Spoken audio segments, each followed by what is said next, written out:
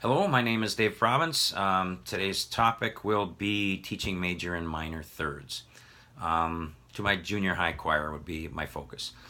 It presupposes that they can identify the generic intervals and also that they can identify the notes of a keyboard.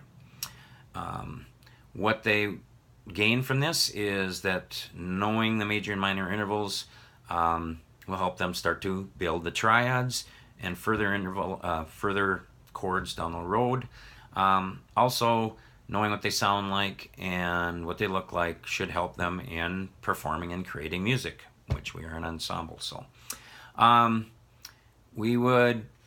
everybody would have a worksheet, which I did include in my post, and they'd also have a keyboard, a picture of a keyboard or a keyboard to look at. Now, we would start off with seconds, since they know what a second is as steps, whole steps and half steps. So I would say, well, we know half step is a second, and we know they include a half step has one half step in it, and a whole step includes two half steps. They're both seconds. The two half steps is a major second, subtract one, and we have a minor second. Now, looking at the diagram up here at the top, I would focus on the major intervals, minor intervals today, and the perfect interval side we would put off for another day. Then we look over the worksheet. I want to make sure they know which ones are perfect and which ones are minor and major, and focus on the minor and major. So put that worksheet down. Can they name the intervals that are major and minor? Let's go to this part of the worksheet and where there's a bunch of middle C's, and write above the major intervals above: the major second, major third, major sixth, and major seventh.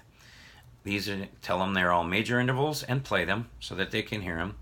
And now, as we discussed with a major second, we can subtract a half step and it becomes a minor second. We can do that with the third, the sixth, and the seventh as well.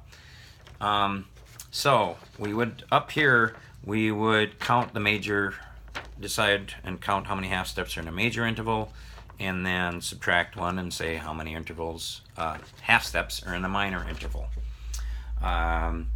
Once we've done this, I'm skipping around a little bit, but next they would next we'd have to say, how do we lower an interval by a half step? How do we subtract a half step?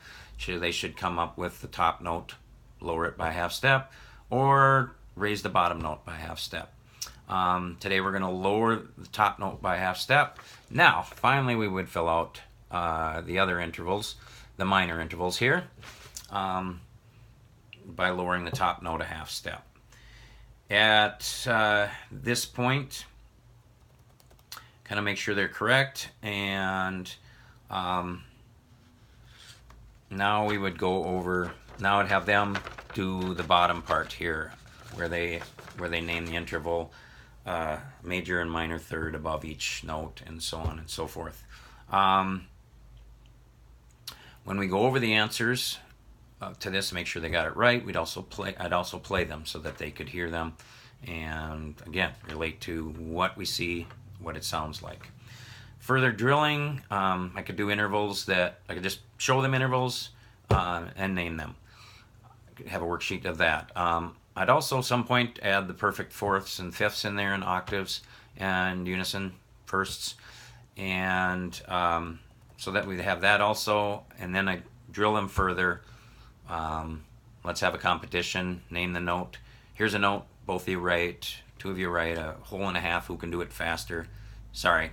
Who would write a major interval and a minor interval above of the note, or write a major interval above and below the note, things like that, and make them do it fast and see who can do it the fastest. I'd also try a little bit of oral ear training and play intervals and see if they could identify them. Now, I would do poorly at this, so I would show that this is a difficult part. Some of them it may be easy, but for most of us, it is difficult. And that is how I would introduce major and minor intervals. Thank you.